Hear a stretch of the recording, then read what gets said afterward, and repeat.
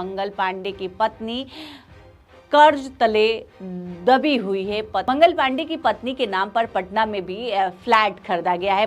उसमें फ्लैट का वैल्यू जो है वो कम हो गया है, यानी 14 महीने में इस संपत्ति के दाम बढ़ने के बजाय घट गए हैं। नमस्कार, स्वराज पोस्ट में आप सभी दर्शकों का बहुत बहुत स्वागत है। मैं हूं करिश्मा। बिहार की राजनीति में एक दिलचस्प और थोड़ी अनोखी खबर सामने आई है। स्वास्थ्य मंत्री मंगल पांडे की पत्नी, उनकी पत्नी को लेकर खबर है कि वो कर्ज में फंसी हुई है। जी हां, सही सुना आपने, मंगल पांडे की पत्नी कर्ज तले दबी हुई है। पत्नी का ब्यौरा खुद मंत्री मंगल पांडे ने सार्वजनिक किया है। उन्होंने बताया कि उनकी पत्नी 22 लाख रुपए कर्ज ले रखी है। मंत्री की पत्नी के नाम पर बैंक से हाउस लोन भी लिया गया है और वर्तमान में बैंक से उनका 20,50,000 रुपए का लोन शेष है। वही मंत्री मंगल पांडे ने यह भी बताया कि उन्होंने पत्नी को आईएफ लोन के रूप में 22 लाख रुपए दिए हैं, यानी पत्नी की संपत्ति में पति का कर्ज भी शामिल है। आपको बता दें कि नीतीश कैबिनेट के सभी सदस्यों के संपत्ति का ब्यौरा सार्वजनिक किया गया है। संपत्ति के मामले में कई मंत्री जो हैं वो मुख्यमंत्री नीतीश कुमार से आगे निकल गए हैं। विधानसभा चुनाव से ठीक पहले चर्चा में आए स्वास्थ्य मंत्री मंगल पांडे को लेकर फिर नया खुलासा हुआ है। स्वास्थ्य मंत्री मंगल पांडे की पत्नी उर्मिला पांडे के नाम पर 2025 में सिवान जिले में कृषि योग्य 4 प्लॉट खरीदा गया था। 11 अप्रैल 2025 को जिस जमीन की खरीदारी 3,19,275 रुपए में की गई थी, उसका वैल्यू कम हो गया है। उसका वैल्यू घटकर 3 लाख रुपए आ गया है। वही 29 अप्रैल 2025 को जिस जमीन को 3,28,875 रुपए में खरीदा गया था, उसका दिसंबर में वैल्यू 3,10,000 रुपए हो गया है। 29 अप्रैल 2025 को मंगल पांडे की पत्नी के नाम पर 3,74,355 रुपए की क्रय की गई, जिसकी वर्तमान वैल्यू 3,40,000 रुपए हो गई। वही 26 जून को 2025 को 3,07,355 रुपए में जमीन खरीदी गई थी, जिसका दाम घटकर 2,80,000 रुपए हो गया है। इस तरह सिवान में जितने भी जमीन पत्नी के नाम पर खरीदा गया, उसका दाम बढ़ने के बजाय घट गया। मंगल पांडे ने ऐसी जानकारी दी है।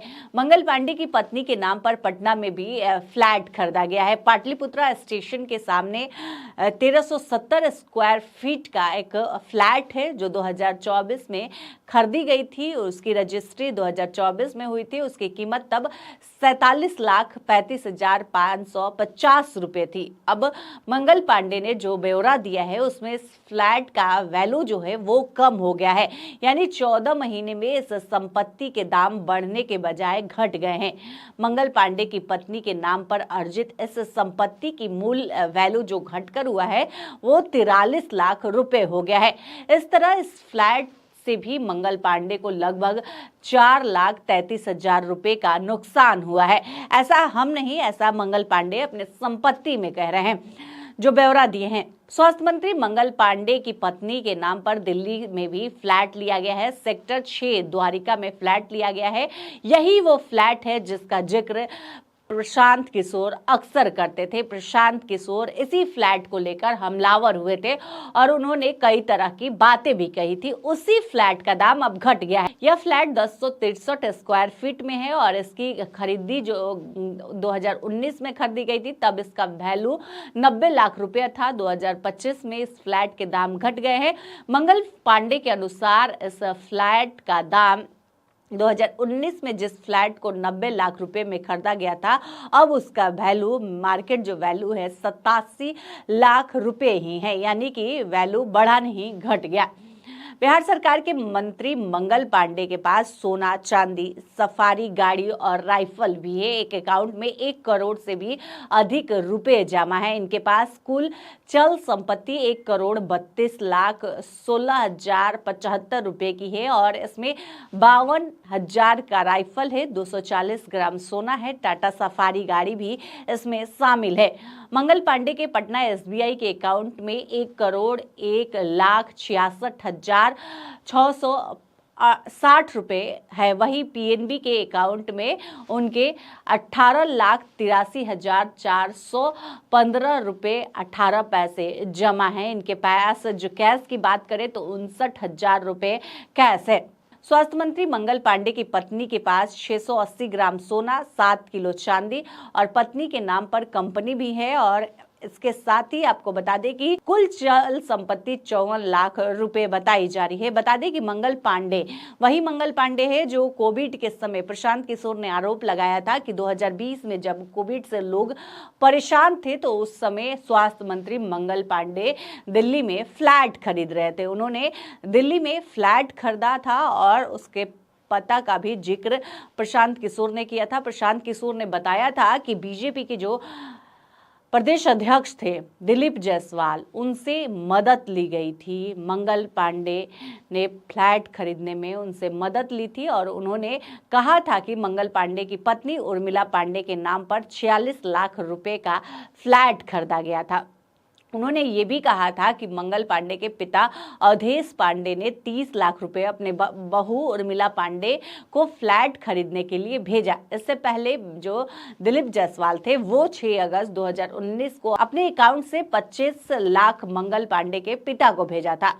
मंगल पांडे के पिता ने ये पैसे अपने बहू के अकाउंट में भेजे।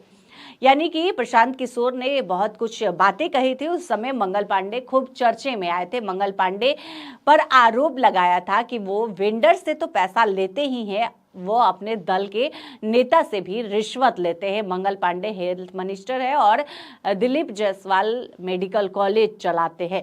पैसे लेते हैं और मंगल पांडे दिलीप जायसवाल के कॉलेज को डीम्ड यूनिवर्सिटी बना दिया। तो कई तरह के जो आरोप है वो मंगल पांडे पर प्रशांत किशोर ने लगाया था और अब जो ब्यौरा आया है उसमें कई तरह के घोलमोल सामने आ रहे हैं, कई तरह की गड़बड़ियां देखने को मिल रही है। आप देख सकते हैं कि किस तरह से जिस फ्लैट को 2019 में खरीदा गया उस फ्लैट का दाम अब 2025 में बढ़ने के बजाय घट गया है। यानी कि मंगल पांडे सही तरह से जानकारी सार्वजनिक नहीं किए हैं। प्रशांत किशोर भी कई तरह के आरोप लगाते थे मंगल पांडे पे। अब जो है प्रशांत किशोर का आरोप सही होता हुआ दिखाई दे रहा है और मंगल पांडे कटघरे में खड़े हो रहे हैं। अब देखने वाली बात होगी कि मंगल पांडे इस घोलमोल का किस तरह से जवाब देते हैं। और भी अधिक अपडेट के लिए आप हमारे चैनल स्वराज पोस्ट को अगर यूट्यूब पर देख रहे हैं तो सब्सक्राइब कर ले, फेसबुक पर देख रहे हैं तो पेज को लाइक करना न भूलें। हमारी वेबसाइट है उसे भी जरूर विजिट करें। धन्यवाद।